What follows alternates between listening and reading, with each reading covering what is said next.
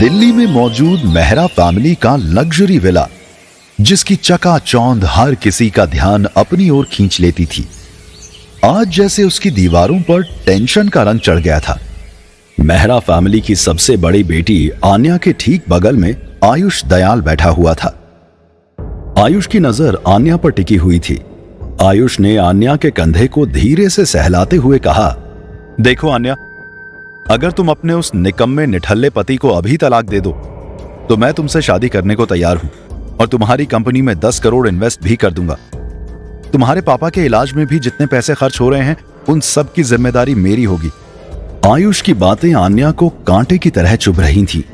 उसने धीरे से कहा, आयुष, बार बार वही बात दोहराने की जरूरत नहीं है। मैं शादीशुदा हूँ। अभी आयुष आन्या की इस बात का कोई जवाब देता, उससे पहले ही हाथ में चाय की ट्रे लिए आन्या की माँ मोहिनी मेहरा आन्या और आयुष के सामने आई। उन्होंने चाय की ट्रे टेबल पर रखी और आन्या को घूरते हुए देखकर कहा, मेहरा ग्रुप ऑफ कंपनी की सीईओ तुम ही हो ना आन्या? तुम्हें अच्छी तरह से पता है कि हम बैंकक्रप्ट हो चुके हैं, हमारे पास कुछ नहीं है। तुम्हारे पापा के इलाज में पिछले 2 साल से हम इतने पैसे लुटा चुके हैं कि अब हमारा सड़क पर आना तय है। अस्पताल के बिल पेंडिंग है और उसके बावजूद भी तुम इस तरह की बात कर रही हो। आन्या की माँ मोहिनी न जाने ये बात कितनी बार दोहरा चुकी थी। अब आन्या से बातें बर्दाश्त नहीं होती थी।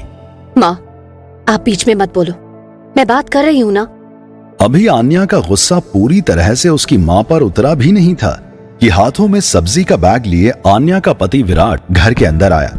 उसने आयुष को आन्या के ठीक बाजू में बैठे देखा। वहीं आन्या की माँ मोहिनी की नजर जैसे ही विराट पर पड़ी, उसका पारा और चढ़ गया। उसने चीखते हुए विराट से कहा, तुम यहाँ खड़े होकर मेरी बात क्या सुन रहे हो? सब्जी बाजार से लाकर एहसान नहीं कर दिया, ले जाकर किचन में रख दो। जब से मेरी बेटी की जिंदगी में आए हो, सब कुछ तबाह कर दिया है। अकेली लड़की पूरा बिजनेस कैसे संभाले? तुम्हारी तो कोई औकात ही नहीं है। विराट ने अपनी सास को कुछ नहीं कहा। वो चुपचाप सब्जी का थैला ले किचन के अंदर चला गया। आयुष का दिमाग वैसे भी विराट को देखकर खराब हो चुका था। उसने आखिरी बार आन्या से अपनी दमदार आवाज में पूछा, मैं आखिरी बार पूछ रहा हूं, तुम्हारा क्या फैसला है? मैं तुमसे बेइंतहा प्यार करता हूं आन्या, और ये बात तुम जानती हो। तुम्हारे जैसी इतनी खूबसूरत लड़की इस निकम्मे के साथ अच्छी नहीं लगती। और तुमने इसकी शक्ल देखी है? न पैसा है, न अक्ल है, न शक्ल। रोड साइड फकीर से ज्यादा ये निकम्मा और कुछ नहीं है। आन्या ने आयुष की बातों का कोई जवाब नहीं दिया। इससे नाराज हो वो उठकर जाने लगा। आयुष के साथ साथ आन्या की मां मोहिनी भी नाराज हो गई।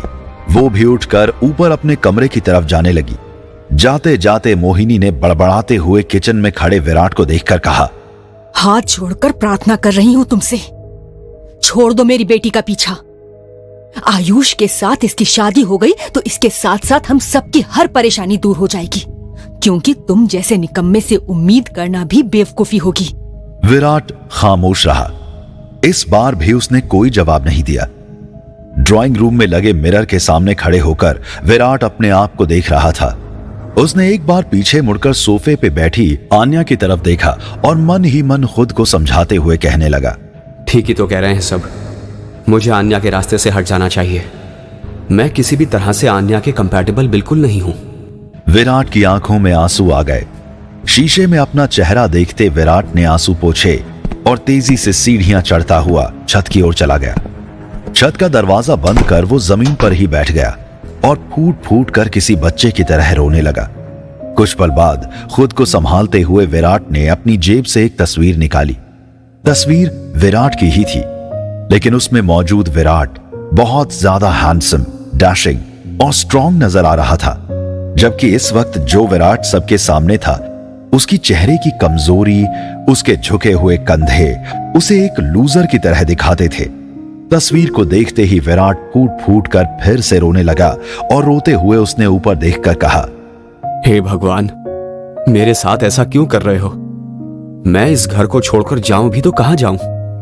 5 साल से बस इनकी ये बातें सुन रहा हूं और आन्या के आंसू देख रहा हूं। मैं कौन हूं? कहां से आया हूं? क्या है मेरी असलियत? मुझे वो धुंधला सा चेहरा क्यों दिखाई देता है? कौन है वो बूढ़ा आदमी जिसने आन्या के साथ मेरी शादी करवाई थी? मुझे कुछ याद क्यों नहीं? आज ये आंसू और गम विराट को बहुत ज्यादा तकलीफ दे रहे थे। रोते रोते वो इस हद तक इमोशनल हो गया था कि उठकर अपना सर दीवार से पीटने लगा। उसने दीवार से सर पीटते हुए कहा, बस बहुत हुआ। जो लड़की पूरी दुनिया में मेरी थोड़ी सी परवाह करती है, मैं उसके दुख की वजह नहीं बन सकता। मैं अपने आप को खत्म कर दूंगा। आन्या भी मेरी इस बुजदिली से तंग आ चुकी है।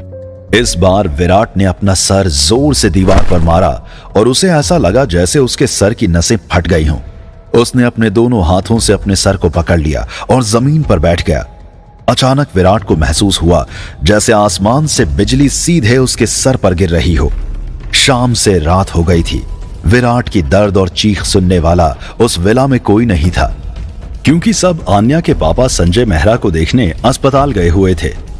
विराट जमीन पर ही लेट गया और तड़पते हुए जोर जोर से चीखने लगा। थोड़ी देर बाद उसे अपने अंदर एक अजीब सी ताकत महसूस हो रही थी, पर उसका दिमाग उसके बस में नहीं था। अचानक जैसे एक आवाज उसके कानों में गूंज रही थी जो उसे कुछ जानी पहचानी सी लग रही थी।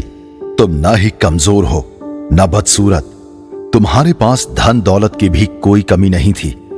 तुमसे ज्यादा बहादुर कोई नहीं था, तुमसे ज्यादा खूबसूरत भी शायद इस शहर में कोई नहीं था। विराट अपने कानों में गूंज रही उस आवाज को सामने ढूंढने लगा। उसे अपने कानों में एक तेज झुंझुनाहट महसूस हो रही थी। वो वहीं पर बेहोश हो गया। इधर आन्या अपनी मां के साथ अस्पताल में खड़ी हुई थी। डॉक्टर ने आन्या को समझाते हुए कहा, पिछले 1.5 साल से तुम अपने फादर के इलाज में न जाने कितने पैसे लगा चुकी हो, लेकिन कभी कोई इंप्रूवमेंट नजर नहीं आई। अब उनकी किडनी भी फेल हो चुकी है। हमें ऑपरेशन करना होगा। आन्या, तुम जल्द से जल्द 15 लाख रुपए हॉस्पिटल में जमा करवा दो। मोहिनी फूट फूट कर रोने लगी। आन्या ने खुद को संभालते हुए आंसू पोंछकर डॉक्टर से कहा, डॉक्टर, आप ऑपरेशन शुरू कर दीजिए। मैं पैसे का इंतजाम जल्द से जल्द कर लूंगी। आन्या, मैं तुम्हारी परेशानी समझता हूँ, पर यह हॉस्पिटल है, यहाँ ऐसे काम नहीं होता। तुम्हें पैसे जमा करने होंगे। मैं कुछ नहीं कर सकता। तुम्हारे हॉस्पिटल का पिछला बिल भी पेंडिंग है। अगर ऐसा ही रहा तो हमें मेहरा जी का इलाज बंद करना होगा। इतना सुनते ही मोहिनी परेशान हो गई। ऐसा कुछ मत करिए, हम पैसे जमा कर देंगे। मोहिनी इतना कहकर तुरंत आन्या की तरफ पलटी। उसने आन्या के दोनों कंधों पर हाथ रख जैसे मदद की गुहार लगाई। अब सिर्फ तुम ही कुछ कर सकती हो। आयुष को फोन करो, उससे कहो कि हमें पैसे की जरूरत है और तुम शादी के लिए तैयार हो, वरना अपने पिता की मौत का कारण तुम बनोगी, सिर्फ तुम।